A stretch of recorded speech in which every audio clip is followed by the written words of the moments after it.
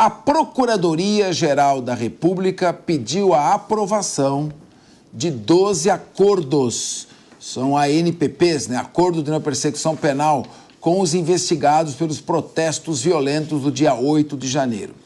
Os acusados confessaram os crimes e devem pagar multas, que podem custar até R$20 mil. Este acordo de não persecução penal também prevê a prestação de serviços comunitários e ainda devem participar de um curso sobre democracia.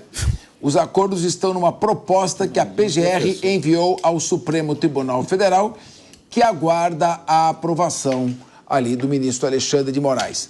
Vamos, então, girar aqui a mesa com relação a isso. Esses primeiros acordos, o acordo de não persecução penal, ele é feito com crimes com pena mínima inferior a 4 anos.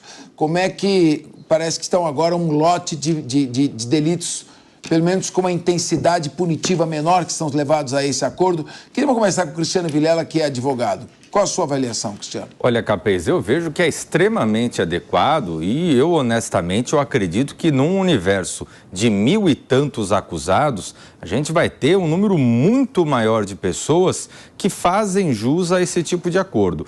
Uma circunstância como essa, havendo o cumprimento dos requisitos legais estabelecidos na legislação, o Ministério Público deve sim propor esse tipo de acordo.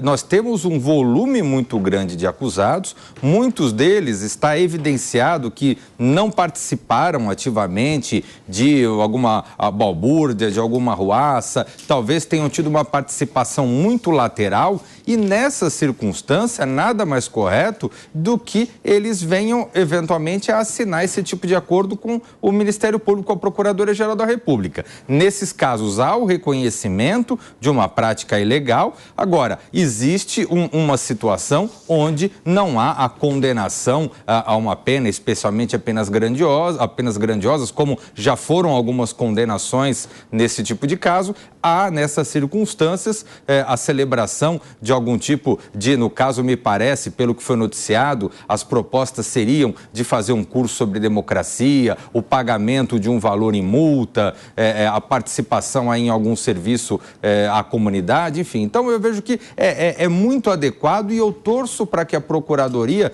tome esse tipo de postura com um número muito maior, até para que a gente possa não permanecer e não arrastar esse tipo de julgamento por tanto tempo, especialmente para aqueles que não tiveram nenhuma participação na linha de frente desse tipo de ato no dia 8 de janeiro. Emerson Tawil, eu já escrevi alguns artigos que estão publicados no site Consultor Jurídico, apontando que há inúmeros desses manifestantes que não praticaram atos de violência contra a pessoa.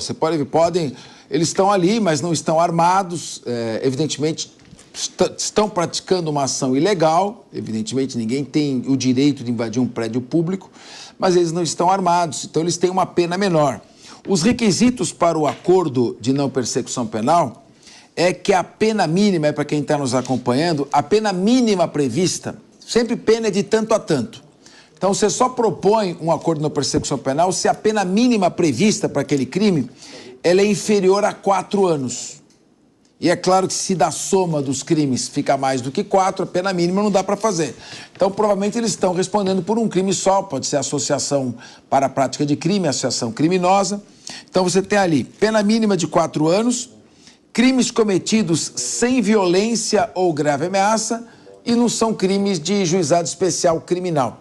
Pode ser uma boa saída de política criminal o Ministério Público propor esses acordos, encerrar esse capítulo, a gente virar essa página e seguir adiante, que o país precisa caminhar e precisa se unir em torno do desenvolvimento, crescimento econômico, geração de emprego, obediência à lei.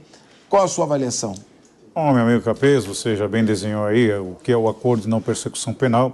A Procuradoria, o Ministério Público Federal, ele sem dúvida promove ali, certa feita, um tipo de justiça, ele traz um equilíbrio diante de algumas sentenças que a gente acabou presenciando por conta desses atos. A grande indagação que fica é como é que individualizaram essas condutas, sendo que o pelotão chegou, o pelotão de choque chegou e acabou escoltando todo mundo. Como é que foram feitas essas individualizações? A gente questiona porque, como a imagem ali você mostrou para nós, pessoas idosas, olha, tem crianças, tem idosos, pessoas de bem, e aí foram colocadas aí nesse balaio de gato, e algumas pessoas foram condenadas, e outras aí estão sendo contempladas aí o acordo de não persecução penal.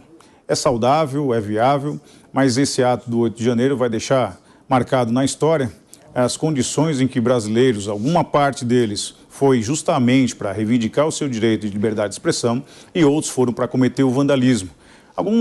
Até por bem lembrar que alguns atos de vandalismo, as imagens não foram mostradas como solicitado lá na CPI, e isso é que traz o grande desequilíbrio jurídico nessa circunstância. Mas a Procuradoria sai na frente, acho plausível, louvável para que essa medida, e o que fica que a pergunta que o próprio Davi falou, e agora eu vou fazer aqui, apanhar a palavra dele, eu gostaria de saber quem serão os professores que vão ministrar esse curso de democracia para esse pessoal.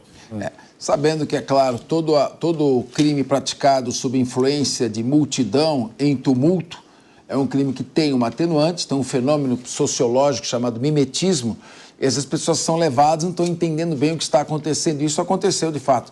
E é uma sinalização de que a Procuradoria-Geral da República está fazendo também o que a gente vinha pedindo, esta separação, individualização de responsabilidades, distinção de graus de responsabilidade pelos atos de 8 de janeiro.